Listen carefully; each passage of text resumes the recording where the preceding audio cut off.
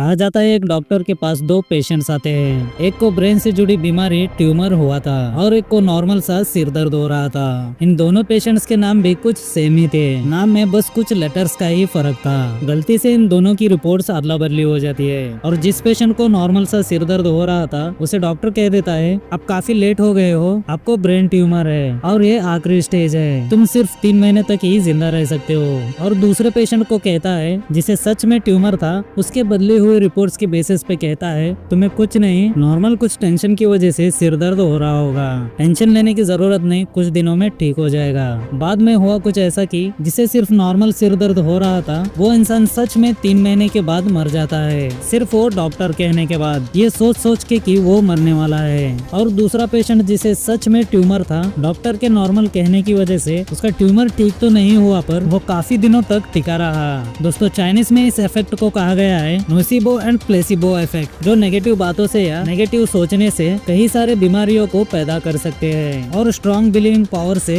कई सारे बीमारियों को काफी हद तक इफेक्टिव होने से बचा सकते हैं।